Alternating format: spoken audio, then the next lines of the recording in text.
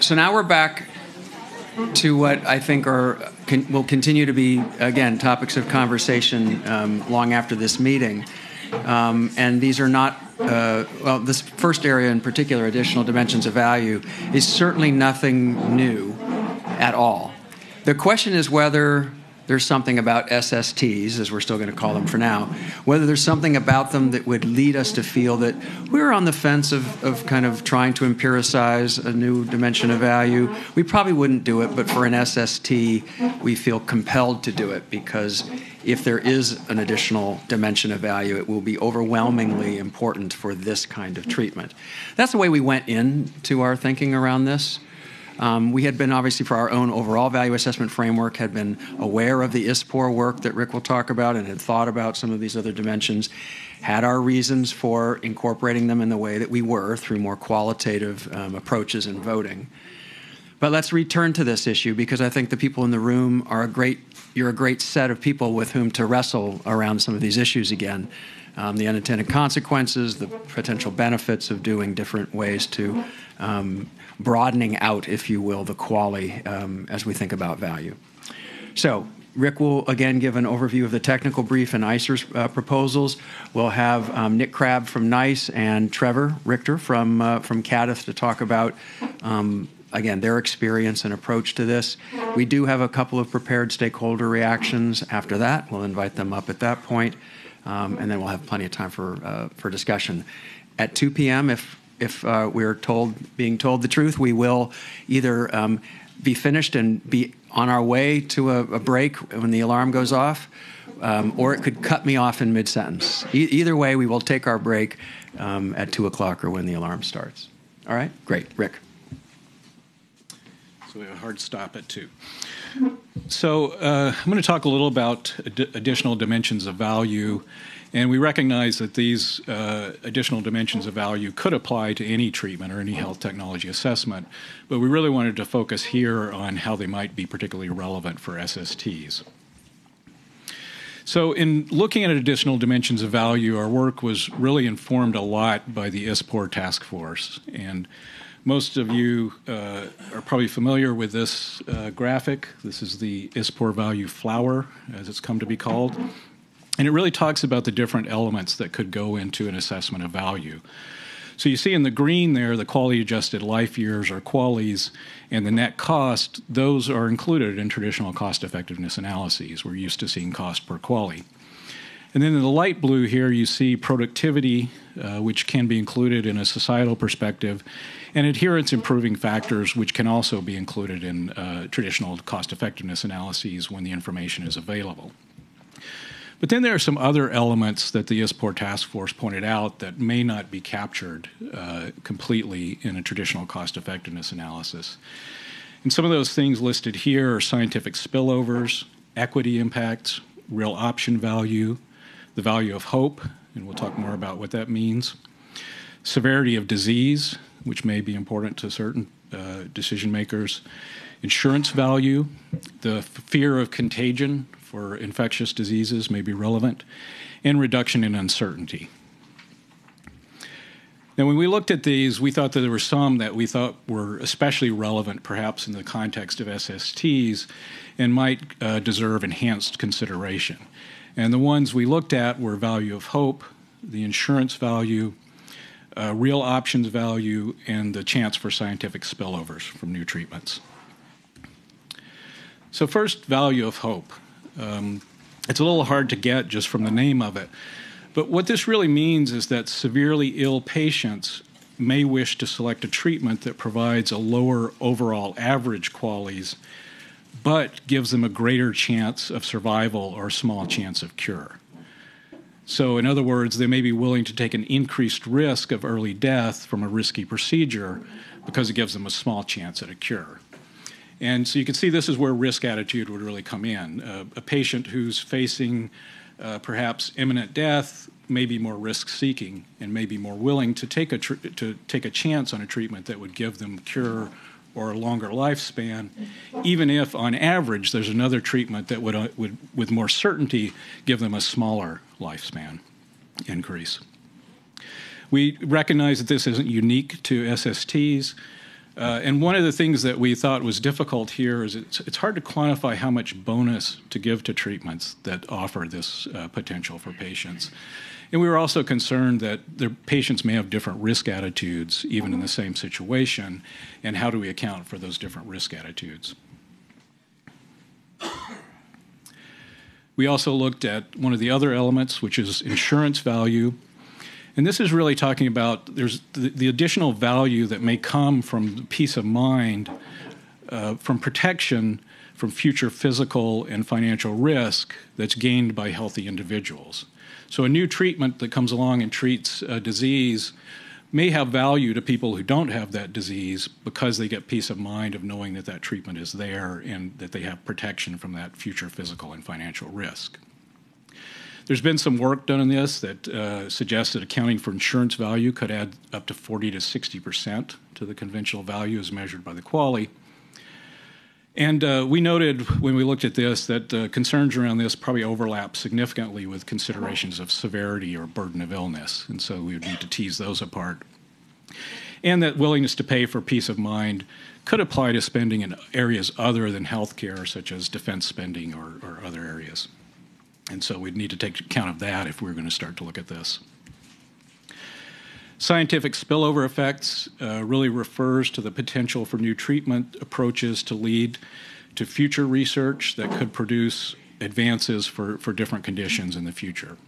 And so that may be especially relevant here where we're looking at some new treatments that have very new mechanisms of action and new approaches to treatment that we haven't seen before. Some of these treatments may have real spillover effects into other areas. However, we just want to point out that this occurs in other areas of social investment, such as education. It's difficult to estimate the likelihood that any new therapy will lead to specific future benefits. And again, we weren't sure which empirical weight we should be adding to account for this. Real option value is another one that we looked at. And this really refers to the value of a chance to live long enough to experience future advances in medicine. So this could be relevant, especially for an SST that's not necessarily a cure, but does allow you to live longer to potentially experience the benefit of those future advances in treatment. And we noted that this could be considered an added benefit of any life-extending treatment, not just SSTs, and so might be better considered in terms of a broader value framework. So across these dimensions, we had some concerns and limitations. For most of them, the methods for quantifying these elements remain exploratory, and there's a lack of broad consensus over how to do that. As I pointed out, a lot of these elements are not unique to SSTs. They could be applied to other treatments as well.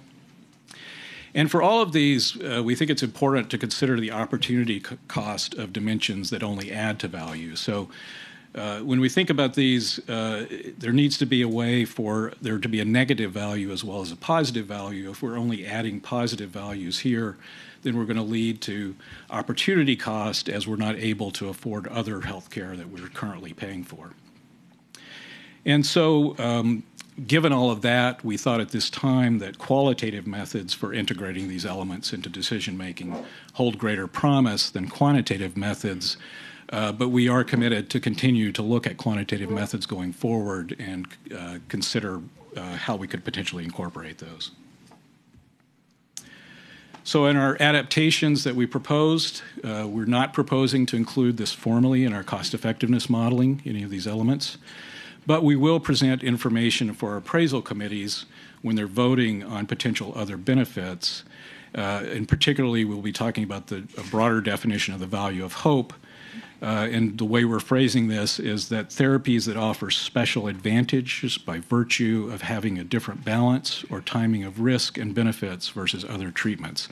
So it's really trying to get at this, the fact that this heterogeneity of benefits and the fact that there may be a small chance of cure could be beneficial to certain, could be considered an other benefit by certain patients or decision makers, even though it leads to a lower overall expected quality.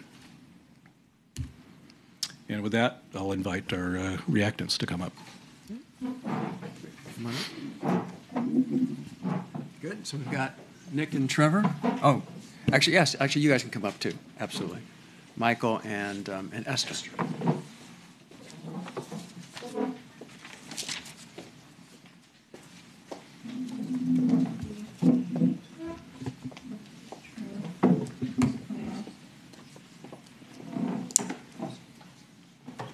All right.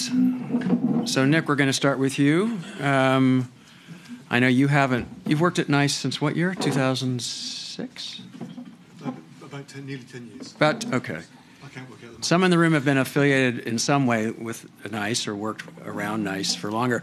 I would suggest that this is one of the oldest debates within the HTA world, is what to pack in empirically, whether to do it through MCDA, whether to do it qualitatively, et cetera. So this is definitely nothing new, but we want to try to, again, learn from experience, from thinking about these, and reflect, as Rick mentioned, whether there's, among the many different dimensions of, potential dimensions of value, whether there are some that really stand out with SSTs for some kind of special consideration. Nick? Thanks very much, Steve. Yeah, I thought it was worth just sort of stepping back a little bit at the beginning here, and NICE's value framework, which is in many ways quite similar to ICER's. I mean, it's really designed to evaluate health interventions across different disease areas and different technology types on a fair and consistent basis. And if a health technology delivers its benefits by increasing the length of life and or the health-related quality of life of those treated, then fundamentally a framework based on the quality-adjusted life year should be fit for purpose. And when we did our regenerative medicine study a few years ago, one of the key conclusions was that the NICE appraisal methods and decision framework are applicable to what we were describing as regenerative medicines and cell therapies at the time, but I think they sort of overlap significantly with the the current definition of SST. Having said that, I think it's really important that as novel treatments become available, they may challenge current HTA paradigms, and it's really important that the challenges of evaluation are carefully considered. And obviously, one of the most important things of any sort of HTA value framework is that the key dimensions of value that products deliver are adequately captured. Now, we found the ICER work in this area really very helpful indeed, and we did largely agree with the findings. So I'll just elaborate on that a little bit. So we support the view that the additional elements of value considered probably shouldn't, certainly not at this stage anyway, be included as quantitative elements in the value assessment. One thing we particularly think there's a risk of, and again we're agreeing with the ICER findings here, is that there's a real risk of double counting within the QALY. We also agree with the sort of report findings that that a lot of the elements of value are potentially applicable to a broader range of health interventions than SSTs. Now, in terms of the changes that have been suggested by ICER, again, we think there's quite a lot of merit to that. So. Just thinking about the two specific proposals. So the first one was around the potential advantage for therapies that offer special advantages by virtue of having a different balance of timing of risks and benefits versus other treatments. Quite a mouthful, but I think it does summarise the issue quite nicely though. Now clearly that's relevant to patients, and it offers the potential choice based on preferences for potential short-term versus longer-term risks and benefits. So confronted with two treatments with differential profiles, but let's say equivalent average QALY gains, they could be very differentially attractive to individual patients based on their own sort of appetites and whether short-term certainty versus a potential long shot at a cure or something is potentially available to them. So whilst they could vary very much in their attractiveness to individual patients, we found it difficult to understand how the two profiles would vary in value overall as they deliver sort of equivalent population level benefits. So I think the perspective that we would take there would be, we'd want both of those products to be available to patients, and having both of them rather than one of them just gives that sort of patient choice. But we'd also want both of those products at sort of prices that were considered cost effective based on the overall sort of quality gains. So we agree that consideration of this potential advantage in the ICER process should apply to all of the ICER reviews, including SSTs. So just thinking about this sort of learning in the context of NICE, in the NICE process, then sort of consideration of a different short-term versus long-term risk and benefits profile compared to a comparator product with a similar overall quality gains. I mean, that sort of could certainly be discussed within the normal sort of committee deliberations. So we thought that there was a lot of merit there. The second area that was identified, I think, is potentially really important. So the second one was the potential disadvantages for therapies that, if not successful, could reduce or even preclude the potential effectiveness of future treatments. So we think it's a really very valuable output from the study that was identified, and we think it's very sensible to be included within the potential other benefits or disadvantages part of the ICER process.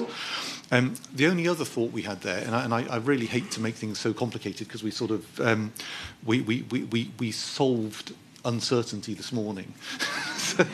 So it's a real shame to link back to uncertainty.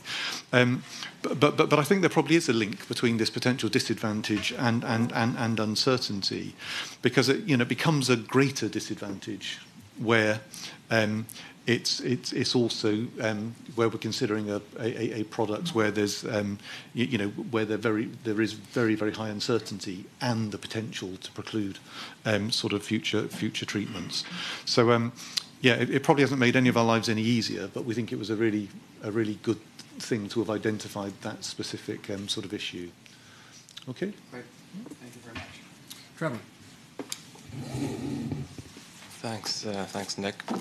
I don't have a lot to say. I can let you know what our perspective is, and I do have a reputation for putting my foot in my mouth. So as we're being recorded, I want to say these are my views, not necessarily those of my organization, CADF. And I've made some notes to try and keep myself on script. So like NICE and ICER, CADF has a value framework that we use for all our technology assessments that's based on quantifiable factors. For us, the key considerations, though, with the framework are equity and consistency. And this is for very good historical reasons based on legal precedent. And these are very serious considerations for us. So any changes to the framework have to be considered within that context and taken very seriously. Where exceptions to one other thing I needed to say was our framework is applied for all technologies, irrespective of whether it's an SST or a gene therapy or an orphan drug or other regular treatments. And again, that speaks to our approach as being one of consistency and equity. Where we do have exceptions, the exceptions are not built into changes within the framework, so the framework is not adapted to fit unique classes of drug or product. Rather, we will adapt our process, so we might adapt the methodologies used for the analyses that ultimately will be given to a decision maker, but going through essentially the same framework. So the context and framing at the top which is the lens that eventually will guide the decision maker's decision, should be consistent in our view. So as I said, the framework is based on quantifiable factors, essentially net health benefit and cost. I think important, though, is implicit within our framework and our deliberative process is a provision of context by focusing on clinician input and certainly patient input. So patient input is a key part of our process, in fact leads every deliberation. I know this happens at other organizations. And it's a factor that's hard to quantify and to put in a box and to draw lines in sand as to how that affects a decision, certainly when it comes to methodology and quantifying a cost or health benefit based on that kind of variable context.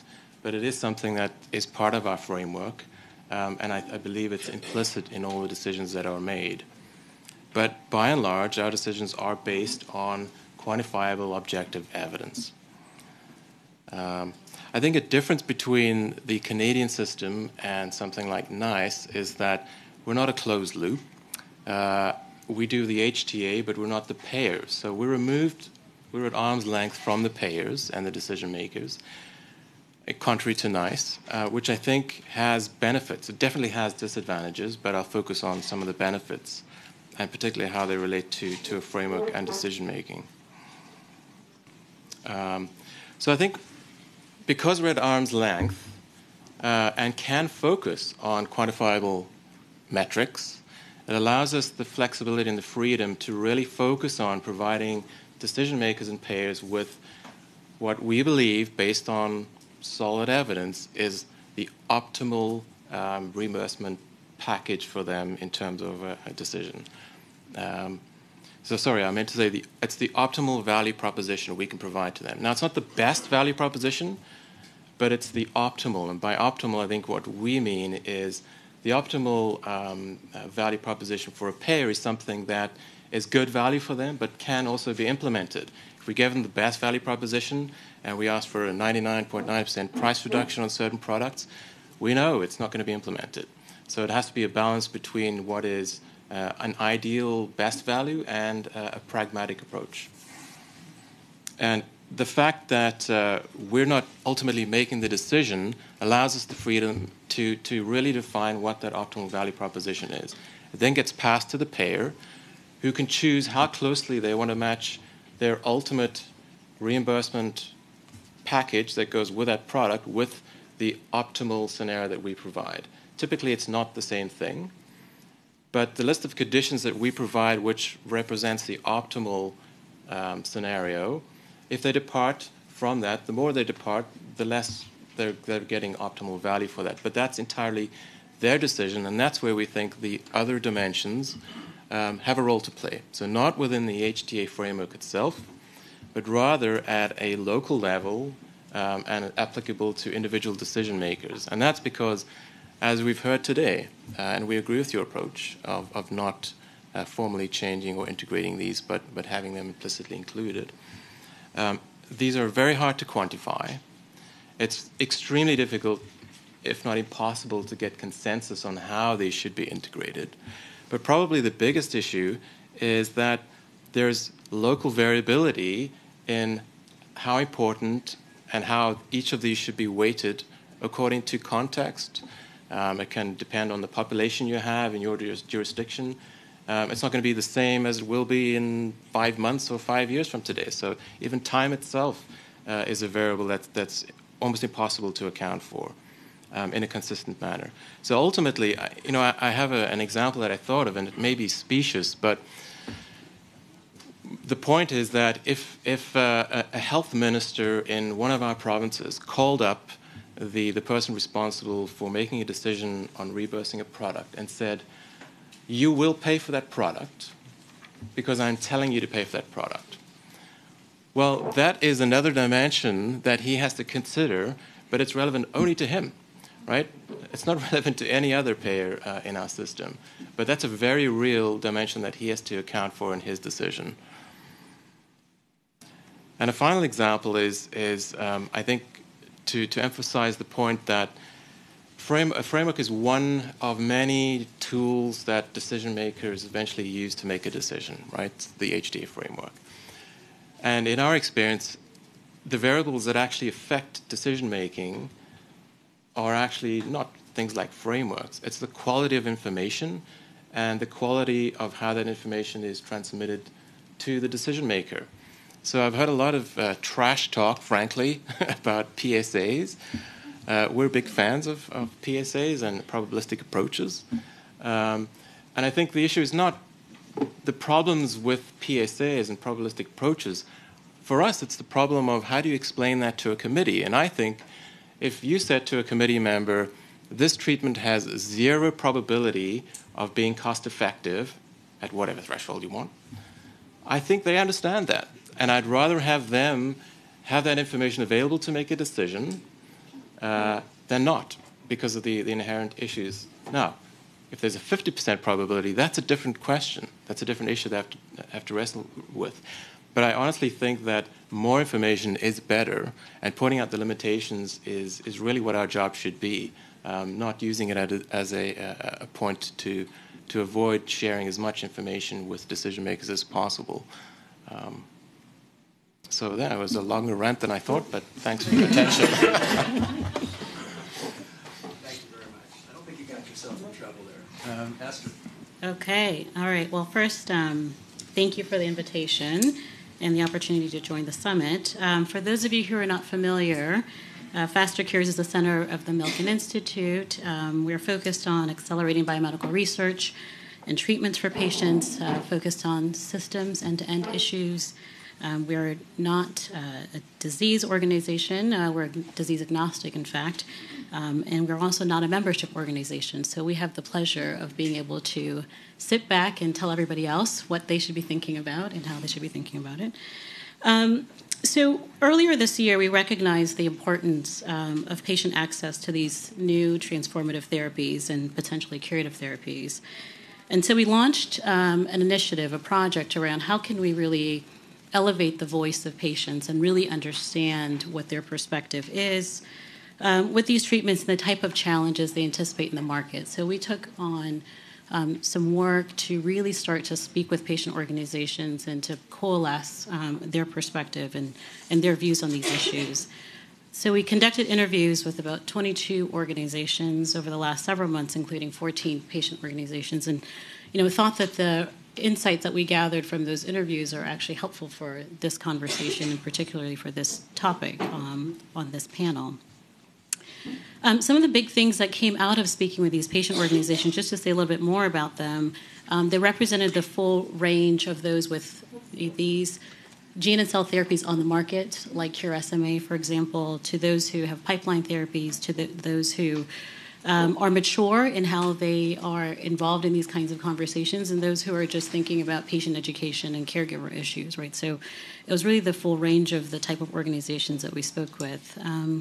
And so some of the main insights that came out of this work is that overarchingly for all of these organizations, there is really strong support, but yet concern about the continued investment in a robust pipeline for these transformative therapies. So they are very hopeful about seeing what the potential for these therapies are, but they're also concerned that if the market does not signal a willingness to absorb the high prices, that can dry up the investment in the pipeline, investment in upstream R&D.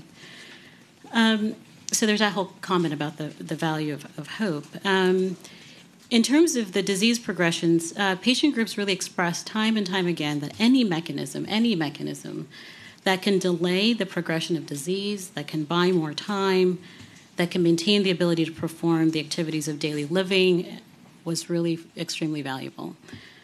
So again, the potential for these treatments to have a transformative effect, it was really important for them. And yet, many of these patients and their families have gone through years and years of seeing both the potential for these therapies, the successes, and yet the failures through the clinical development process. And what they're beginning to see brings them substantial promise of hope.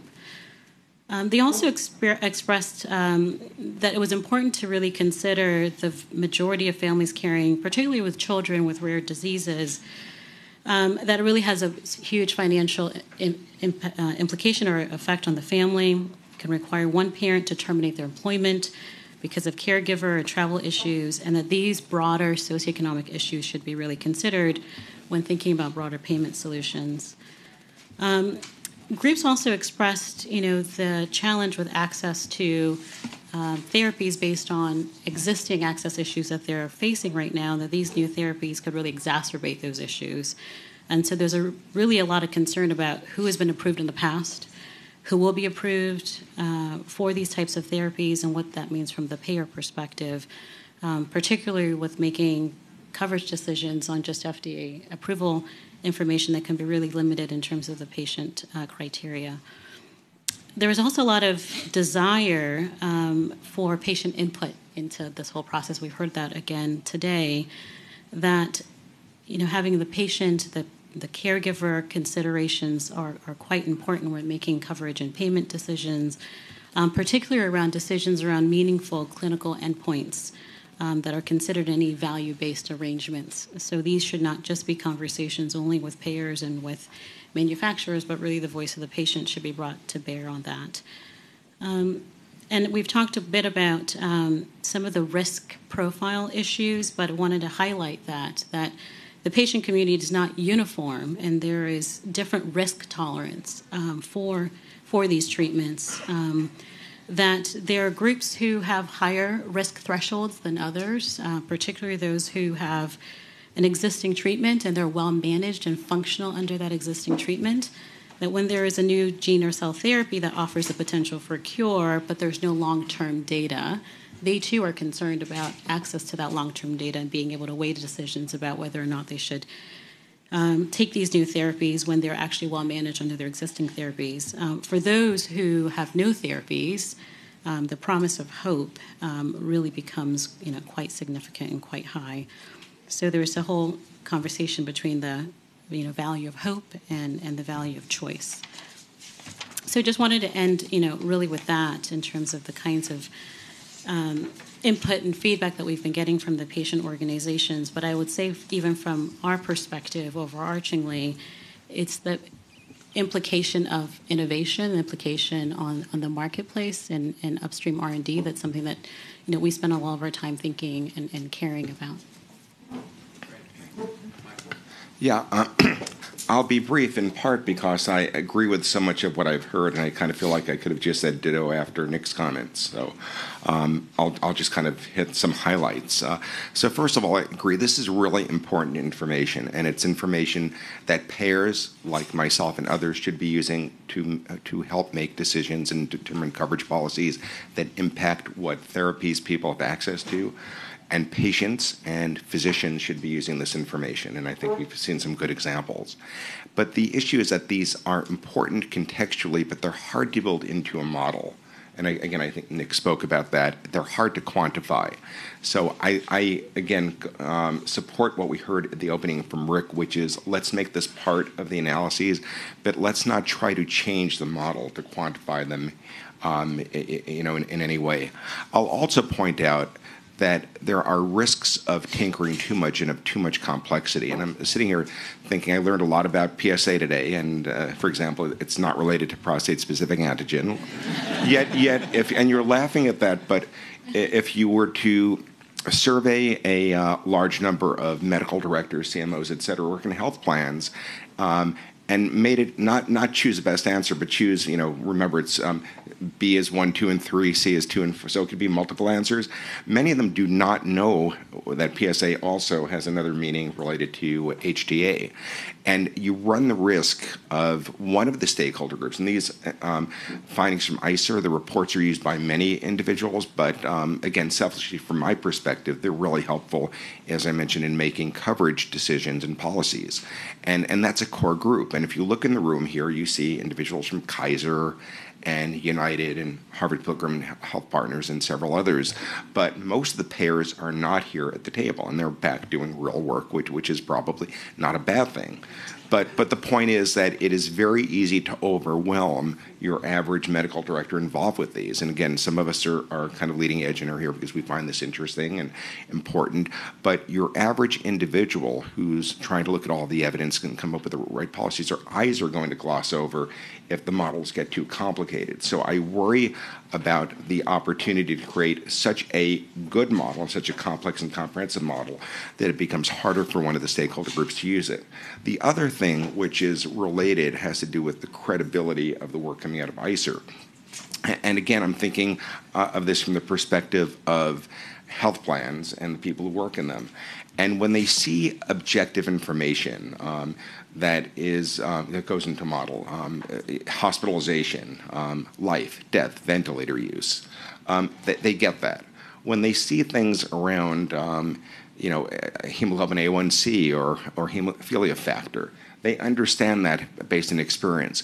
When you talk about some of the softer measures, they get confused very easily, and they sometimes wonder what to do with it. And again, they don't like to say that publicly because, frankly, they understand on some level intellectually that these measures that matter to the patient are frankly important.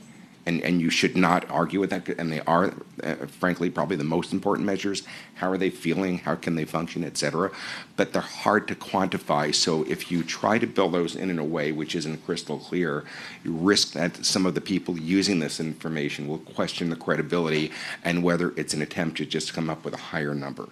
So supportive of all the work that you've been doing, keep up the good work, but also don't let better be the enemy of good in terms of the model. Try to pull this information into the reports, but not necessarily from a quantitative perspective. All right, thank you guys, all of you. That's really helpful. Actually, I have one quick follow-up question for Michael before we go out to the room. So when we think of, oh good, it's asking me to restart, and I'm not going to. Remind me tomorrow, how about that? After the fire alarm. The general idea that we try to capture with our reports and meeting process, which is, as you said, we have the quantitative part that, and then we want to capture in the best tangible way we can some of these additional elements. Sometimes we'll call them potential other benefits or contextual considerations. And you say that's good from a payer's perspective in terms of understanding and the credibility. And we give a range, let's say, for our value-based price. Do you think payers think about those potential other benefits and contextual considerations in a regular way to influence their view of value within a range, or are they doing something else with that information? Because we hope that it's not being ignored, obviously. We're talking about how it is important. We want it to be part of the report, the meeting, and ultimately decision-making. Do you think it is? And John, I could ask you that question because I've seen how your process works. I think it's not answerable in the sense that there's a lot of variability. That itself is its own bell-shaped curve. I think that there are a number of payers like ours that through our process, we do look at the ICER reports. We look at that formally as part of a P&T discussion, and we will present some of it to the P&T committee along with the other information, which historically was not part of the standard P&T process. I hear of many others anecdotally which are building this into their process and looking at, again, not just quantitative, but the other factors that are important with respect to understanding the use case for the drug. But I also know that there are many others that are further back on the curve.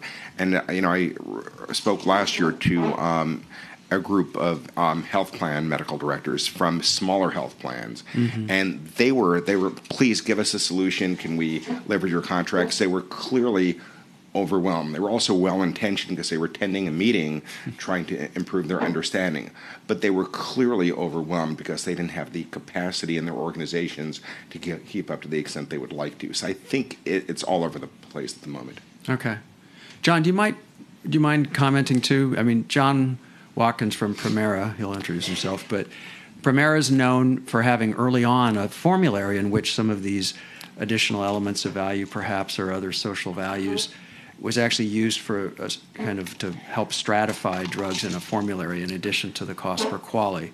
So the question is whether, since part of the discussion here is clearly about quantifying some of these things, whether we should or shouldn't, and if we do, how, what's been your experience, and I guess a brief comment, if you can, on how the ICER's current approach to framing some of these things is or isn't integrated into the decisions that you guys take?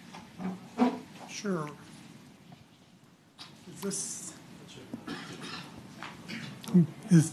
There we go. So Primera uses thresholds that look very much like what you're used to seeing from NICE. So they're quality thresholds, but they are flexible thresholds, which means that the committee has the ability to weigh other factors. So as you've heard, we don't attempt to quantify that, but we do give people the opportunity, committee members, the opportunity to take those into consideration. So that's how we do that. Okay. So out to the audience, and I'll just say, again, from ICER's experience, we know that, talking about how people hear things, for the patient community, there's nothing more frustrating than feeling that there's an important element of value that to them, to you, that's been ignored in the clinical trial development and outcome measures, that's been ignored in the HTA calculations, that somehow isn't mentioned in a payer decision, or it somehow gets talked about, but there's a concern that it doesn't get the kind of traction that it deserves. And so we are very sensitive to that, and you heard some of the reasons why quantifying these things is challenging, but we'll hear more ideas on whether that means we shouldn't still do something or not. But Murray, yeah. Murray Ross with Kaiser Permanente. It will be. As soon as they can see where you are, they ramp you up. And I'll just apologize in advance for the fire alarm. Not my department. So Steve, just stipulate, well, actually two things. One is just stipulating to the actual benefits to patients that you just alluded to. That's, at least some of that is certainly real, and we need to figure out a way to be cognizant of it. To Michael's point about overwhelming the committees, I guess I have two concerns. One is just sort of the asymmetry of the process, that all the pressure to find new knowledge is about finding new knowledge about benefits that can potentially be monetized. It's not addressed towards, well, what about the harms? What about the negative side effects? And that's just I don't know what you do about that asymmetry, but everybody loves the benefits, and nobody except payers loves the costs. Or at least the other is just that, and I'll defer to others because I'm sure this problem has been thought about, but there's no theoretical limit on these other kinds of benefits. Everyone can benefit from value of hope with that it's a public good. It doesn't detract from anything else. But those have to be paid for with real dollars, which are limited. And it sort of starts to force a conversation about, well, how much value can we stack into this and capture ever more? Yeah, well, I think in a very clear way, you captured one of the, I mean, I wrote down there from our report and from the discussion, I think there are four, if we acknowledge that these things intuitively make some sense, there are four reasons that you might not want to empirically include them in a calculation around a value-based price. One is you're double counting, that they're already in the quality, the way that people think about the quality and the way that they weight health states, it captures some or a lot of this.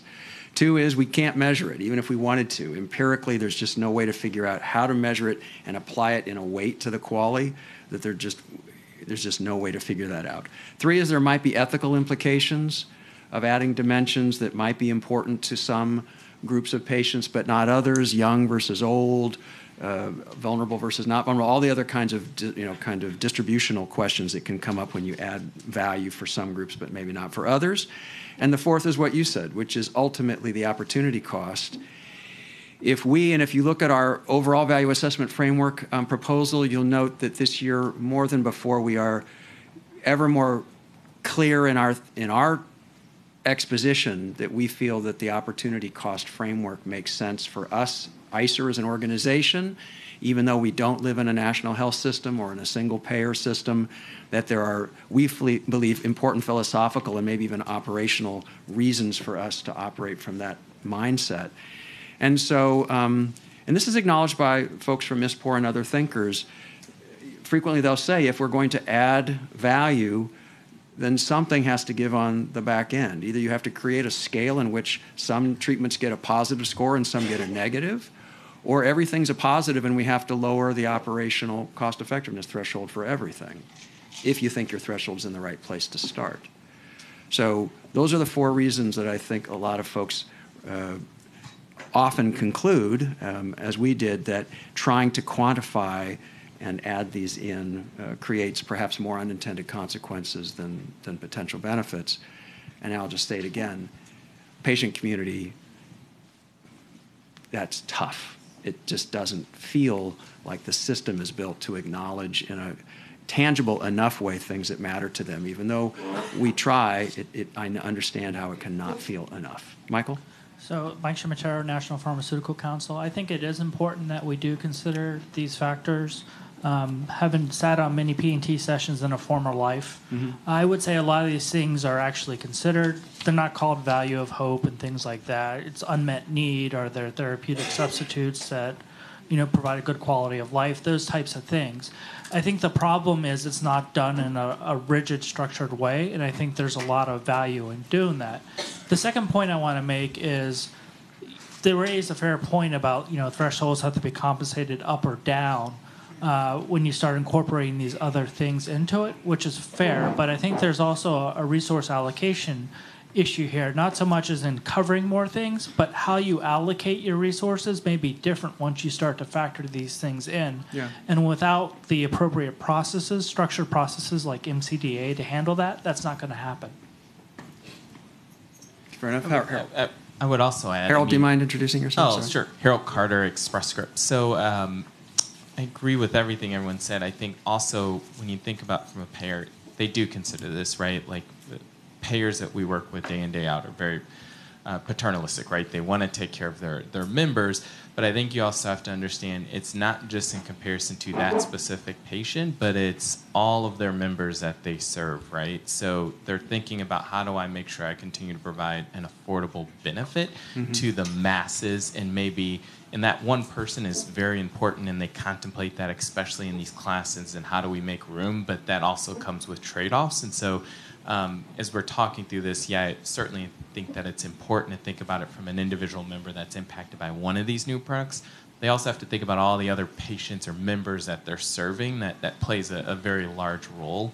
And you've seen some of that play out very publicly with a few sort of plan sponsors with just recently. So I would also not make sure that we don't lose sight of that big spectrum. Right.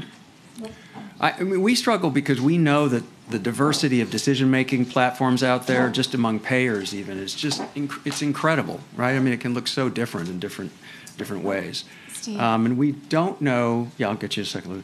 And then we don't know always how obviously our work is being integrated or incorporated and how it feeds in. I've heard plenty of anecdotal stories that our ability to draw out some of these potential other benefits and contextual issues is helpful because a lot of decision-making structures in P&T and other places don't have the kind of bandwidth or specific structure to do that on their own. So that makes me feel optimistic. And I think, again, as many of you know, our overall value assessment framework proposal this year is to change the voting structure on our potential other benefits so that we get a Likert scale instead of an up-down yes-no. And I think that as we'll be able to have on each one of these a Likert scale, and if people want to sum them, they can, we're kind of inching towards a poor man's MCDA, because we're not going to suggest that one of these is more important than another by 0.2, but we're going to say in as rigorous a way as we can that each should be structured to be transparently integrated into decision-making. How the decision-maker ends up doing those weightings will be up to them, but hopefully it will be on a scale that will allow them to almost plug and play it a little bit more than they have so far. So that's at least our proposal on the other side of our screen here, which is the value assessment framework overall update. but it certainly applies, obviously, to these issues here. Lou. Yeah, thanks, Steve. I wanted to respond on a number of the Lots points you of made. things. But Lou, will you tell people how much you appreciate our calling it the ISPOR flower? Would you like to start with that? I know that's a special. I wish I'd put a patent on that thing. No, but it has been called the worst diagram of value in history. So, in the Twitter world. And honestly, version 2 is going to be a sunflower with the quali in the middle. Is what I just thinking. I was looking. I just think of your face in the middle. We got to get the quali gets primacy. It's the trouble that it doesn't do that. But anyway, I mean, I appreciate you all thinking about these systematically. You know, really. And our task force basically said we should think about these things. You could think about trying to monetize them, or you could put them in an MCDA, which I just heard you describe that. And we were kind of agnostic. We have some MCDA advocates, and we have some net monetary benefit advocates. But you know, I think anyway. So a number of the issues you raised about the double counting, and there are kind of two senses of double counting. One is, I think this is what you're referring to. Suppose that when you were eliciting the utility scores, you put as one of the attributes, this might be a cure. Okay, but I would say, you know, then that would change people's health state utilities in every period, right? So you would have already counted it if you'd said that as a health state attribute. But the truth is, our field sort of says, don't do that. You know, we want your utility to be kind of like a thermometer. How did you feel that day? So I don't want you bringing all future events and life expectancy back into your rating for that day. So we try to, you know, I think that's in some ways that's one thing the second panel said, as opposed to the first panel. We don't want productivity in the we don't want productivity in the utility value. We want to monetize it and put it in the numerator. So, you know, but there's a risk of double counting. I was worried more about the risk of double counting. Are we really keeping insurance value straight from real option value, straight from, you know, I was worried about double counting those. But anyway, so, you know, I think you put the challenge out to the field. If we want to, you know, there has been some monetization, and you know, it's fairly straightforward. On the value of hope is on the value of hope. It's a wonderful term, but it's very ambiguous to people. But it's really the value of hope for a cure. I mean, to have a fat tail. That's the way it's operationalized. That you have this. That you're going to get this cure, and you could pay. So in a situation like you say, where you had equal expected qualities, there would be value. And you know, people have done discrete choice experiments to try to estimate that. And you'll find that, you know, 60% of people are willing to pay something. They would be willing to pay something. But you know, but again, we're working with population averages when we're trying to make these decisions, and we know that there's tremendous variability in people's valuation. So that, you know, that's people have tried to do that. People have worked on insurance value, and insurance value again goes back to the concept that you mentioned at the beginning. I'm risk averse, so if I have a smaller distribution, I have better information on the outcomes, I'm better off. Mm-hmm. If all I count is the expected qualities, then I'm not putting any valuation to the manufacturer. I'm not going to give you more because you've reduced that distribution, that variance. So if your job is rewarding that, then we need to try to figure out how to measure that and how to reward that. You say we can't measure. So some of these we can measure. I would challenge you to say, well, how do we measure the cost effectiveness threshold? We're saying it's 150,000, but we don't have 100 to 150. Yeah, it keeps moving around year to year. So I would just say we're using other numbers that we don't measure precisely as well. With regard to the scientific spillovers, that's one that is, you know, again, it's scientific knowledge externalities. We all recognize it in the system, but how would you say that this particular technology generates more of that than others? Now, back in 30 years ago, when Julie and I worked for a prospective assessment commission, they would just throw in more money in the pot. They had the discretionary adjustment factor, a wonderful name. And they even had an even better name. Under that, there was something called the Scientific and Technical Advances Clause, which we called the Santa Claus. And they basically would say, oh, instead of giving you 2% across the board in the DRG system, we'll give you 4%. So we would do a survey every year of looking at the horizon scanning and try to figure out what was coming. So could put more money in the pot. And in fact, if you think about it, putting money in the pot, this system is probably funded by investors, right, who have their money in all these different companies. And so, you know, and some companies fail, some companies succeed. We put more money in the pot. I mean, maybe that's one way to do it. It effectively raises your threshold that somehow there's value being created here that if we don't keep this science marching, we aren't going to solve the Alzheimer's problem, even though all we've had is failed trials to this point.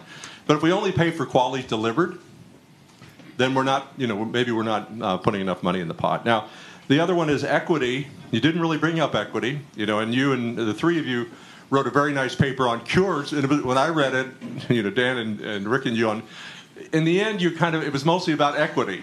I thought you kind of said, well, it's mostly an equity question. So I think it's interesting to me if ICER could try to tackle equity more. And we have our colleagues in the UK working with concepts like inequality aversion.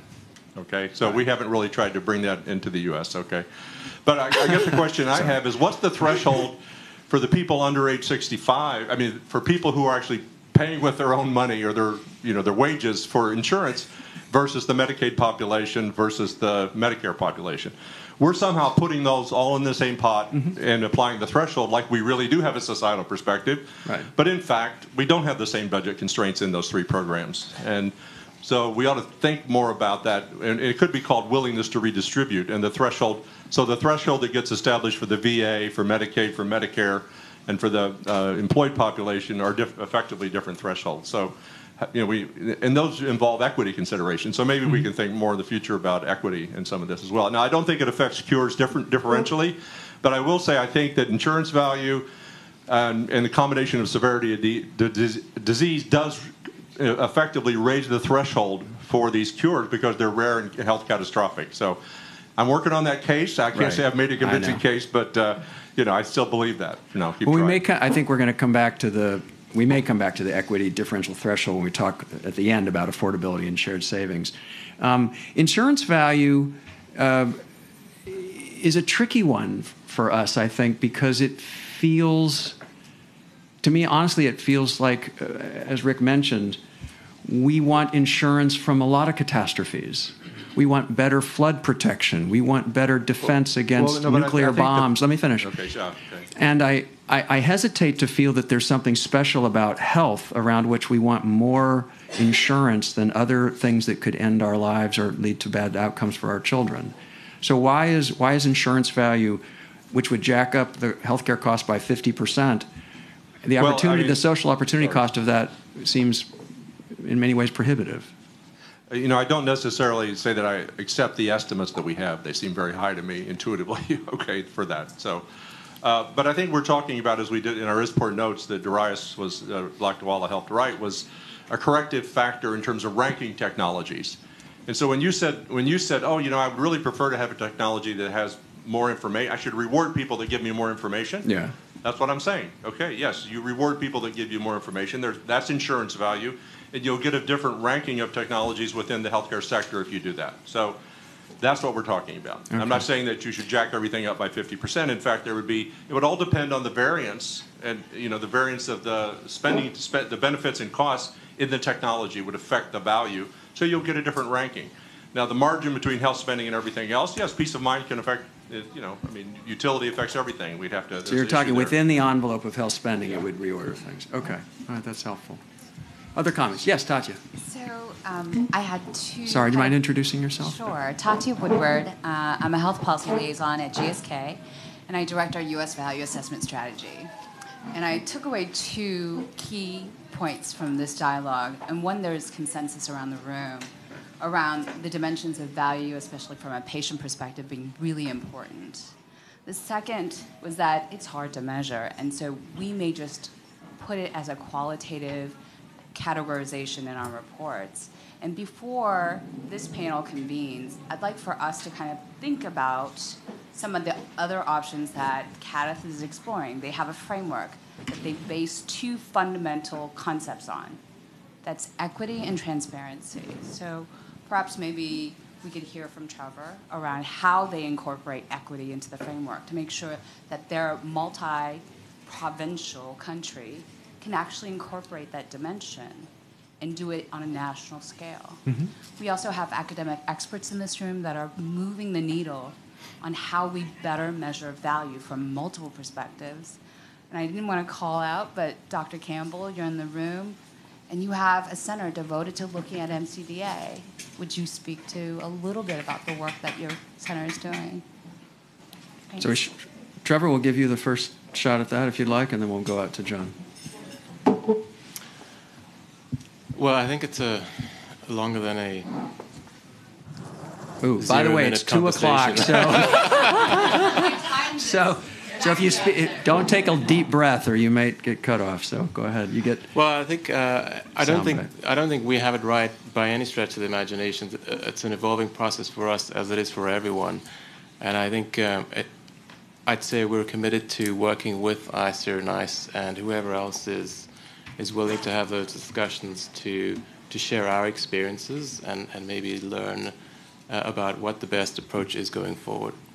So I guess bottom line, we can continue the discussion for sure. Okay, John? So I'm John Campbell at the University of Colorado. I think the work that we're doing currently in that space is to think about pilot kinds of projects that will move the needle in terms of sort of a bridging of the many different stakeholders we have in the room and trying to get us a little closer together in our understanding of value.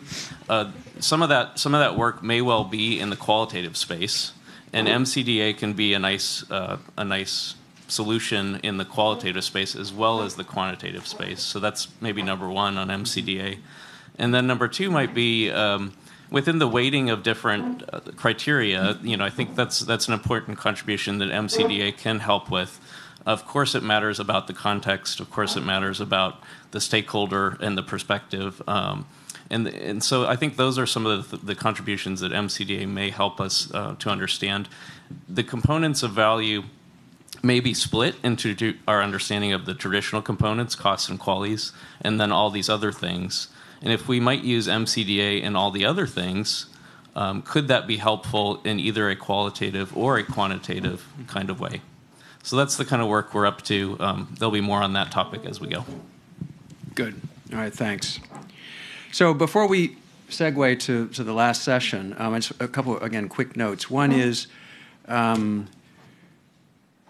our proposals at ICER, we're quite fond of adding that new potential other benefit of the difference, the advantage of having a differential balance or timing of the risks and benefits. We like that that's not just the kind of you're going to take an upfront increased risk of death for a longer-term chance of a survival, because we really do think, and talking to patients was helpful, this is a slightly broader aspect of value to patients. And how exactly you weigh it is difficult. If two things were equal, you would say that they both, because sometimes you might even value a second treatment. So the first treatment has a high upfront risk and a 10% chance of survival at 5 years. A new introduction is actually much safer for the first 2 years and has a 5% chance of survival. Some patients might value having that safer early alternative. So the kind of order of them is almost inconsequential, but we think that it's something that, again, we want our panels to consider, and we want payers to be able to explicitly identify as part of their thinking, because it often is, as pointed out. The other thing that we didn't talk that much about, because I just think the field is too immature, but I'm actually doing some research with an NIH bioethics faculty person on really whether there is something about a cure that patients value separate from the health gains. And it's hard to tease out from the burden of care that they don't have to worry about that somebody else mentioned earlier. But there actually is some empirical work on cures for infertility. And there's actually some public empiric data from the Netherlands on this. So we're going to be putting out a paper that may introduce the idea that ultimately we will have either another qualitative feature or maybe even empiric way to capture public valuation of a cure over an equally effective chronic treatment. All right, so we'll come back to this in the final comments, but let's move forward to affordability and fair sharing of economic surplus.